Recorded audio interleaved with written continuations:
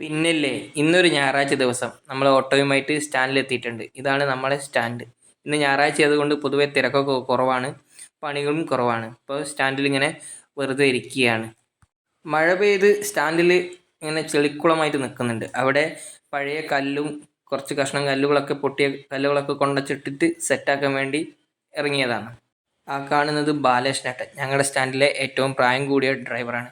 പക്ഷെ ഇങ്ങനത്തെ എന്ത് പരിപാടി ഉണ്ടെങ്കിലും മൂപ്പര് ഉത്സാഹത്തോടു കൂടി മുൻപന്തിയിൽ തന്നെ ഉണ്ടാവാറുണ്ട്. അങ്ങനെ പഴയ കഷ്ണം കല്ലൊക്കെ സംഘടിപ്പിച്ച് അത് വെള്ളത്തിൽ കുഴിയിൽ ഇട്ട് ഒക്കെ ഒന്ന് സെറ്റാക്കി എടുക്കുകയാണ്. അങ്ങനെ കുഴിയായതിനു ശേഷം വണ്ടി വെക്കാനൊക്കെ വളരെ ബുദ്ധിമുട്ടായിരുന്നു. ഇപ്പം അത് ഏകദേശം ഒന്ന് പരിഹരിച്ചിട്ടുണ്ട്. ഞായറാഴ്ച ദിവസമായിട്ട് തീരെ പണിയൊന്നുമില്ല. സ്റ്റാൻഡിൽ ഏറെ നേരമായിട്ടും ഇങ്ങനെ വെറുതെ ഇരിക്കുക തന്നെയാണ്. പൊതുവേ ഞായറാഴ്ചകളിൽ ഇങ്ങനെ തന്നെയാണ് ഉണ്ടാവാറ്. അധികവും പണി കുറഞ്ഞൊരു ദിവസമാണ്. എല്ലാം ലീവൊക്കെ ആയതുകൊണ്ട് പണി കുറഞ്ഞൊരു ദിവസമാണ് ഞായറാഴ്ച ദിവസം. അങ്ങനെ ചെറിയൊരു ഓട്ടം കിട്ടി നമ്മൾ തിരിച്ചു വരുന്ന വഴിയാണിത്. ഇത് ഉള്ളോട്ടുള്ള ഏരിയകളിലൊക്കെ റോഡ് ഇങ്ങനെയാണ്. നമ്മുടെ സ്റ്റാൻഡിൽ നിന്ന് ഏത് ഭാഗത്തേക്ക് പോകുന്ന റോഡായാലും അവസ്ഥ വളരെ മോശമാണ്. ഒരു വഴിക്കും പോകാൻ പറ്റാത്ത അവസ്ഥയാണുള്ളത്. മഴ പെയ്തതിനു ശേഷം റോഡെല്ലാം വളരെ മോശമാണ്. റോഡെല്ലാം നന്നാക്കുന്നവരെ നമുക്ക് വണ്ടി ഓടാതിരിക്കാനും കഴിയില്ലല്ലോ. അതുകൊണ്ട് ഈ പൊട്ടിപ്പൊളിഞ്ഞ റോഡിലൂടെ നമ്മൾ ഓടുക തന്നെ. നാട്ടുവഴിയുള്ള റോഡ് മാത്രമല്ല, മെയിൻ റോഡിൻ്റെ അവസ്ഥയും തീരെ മോശമൊന്നുമല്ല. തീരെ വണ്ടി ഓടിക്കാൻ പറ്റാത്ത അവസ്ഥയിലാണ് ഇപ്പോൾ മെയിൻ റോഡും ഉള്ളത്. പൊട്ടിപ്പൊളിഞ്ഞെല്ലാം കൂടി നാശകോശമായിട്ടുള്ള അവസ്ഥയിലുള്ളത്. കുറച്ച് ദിവസമായിട്ട് മഴയൊന്നും ഇല്ലാത്തത് കൊണ്ട് ഇപ്പോൾ പൊടിശല്യം ചെറിയ തോതിൽ വന്നു തുടങ്ങിയിട്ടുണ്ട്. എന്തായാലും ഇന്നിപ്പോൾ ഇനി പണിയൊന്നും വലിയ തോതിൽ നടക്കുന്നില്ല എന്ന് മനസ്സിലാക്കി ഉച്ചയ്ക്ക് ശേഷം ലീവാക്കാമെന്ന ധാരണയിൽ നമ്മൾ വീട്ടിലേക്ക് പോവുകയാണ്. ഇനിയിപ്പോൾ എന്തായാലും സ്റ്റാൻഡിലേക്ക് തിരിച്ചു വന്നിട്ട് കാര്യമൊന്നുമില്ല. ഒരു ഭക്ഷണ സമയമായിട്ടുണ്ട്, ഇനി വീട്ടിലേക്ക് തിരിച്ചു പോകാം. എന്നെ എന്തായാലും തിരിച്ചിനി സ്റ്റാൻഡിലേക്ക് വരുന്നില്ല. ഇനിയിപ്പോൾ നാളെ നോക്കാം. ഇത് ചെങ്ങോട്ട നന്ദി ബൈപ്പാസാണ്. ഇവിടുന്ന് വീട്ടിലേക്ക് കുറച്ച് ദൂരമുള്ളൂ. ഈ വഴിയാണ് നമ്മളിപ്പം പോവാറ്. റോഡ് പണി നടക്കുന്നേ ഉള്ളൂ, എങ്കിലും വണ്ടികളൊക്കെ അത്യാവശ്യം ഇതുവഴി പോകാറുണ്ട്. ഇതുവഴി നമ്മളെ വീട്ടിലേക്ക് എത്താൻ കഴിയും. ഇതൊക്കെ പണ്ട് ഒരു വയൽ പ്രദേശമായിരുന്നു. ഇപ്പോൾ അതൊക്കെ റോഡായി മാറിയിട്ടുണ്ട്. ഇവിടെ നല്ലൊരു മാറ്റങ്ങളാണ് ഇപ്പോൾ വന്നത്. അങ്ങനെ ഭക്ഷണമൊക്കെ കഴിച്ച് വീട്ടിലിങ്ങനെ ഇരിക്കുമ്പോഴാണ് തനു നമ്മളെ അടുത്തേക്ക് വരുന്നത്. നമ്മളിടയിൽ വെള്ളത്തിൽ മീനുണ്ട്, അതൊക്കെ ഒന്ന് പിടിച്ചു തരുമോ മാമാന്ന് ചോദിച്ചാണ് അടുത്ത് വന്ന് മെല്ലെ കൂടിയത്.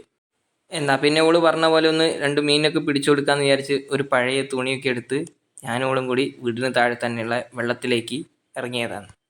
ചെറിയ പരൽ മീനുകളാണ് വെള്ളത്തിലുള്ളത്. ആ കാണുന്ന മീനുകളൊക്കെയാണ് അവൾ വേണമെന്ന് പറയുന്നത്.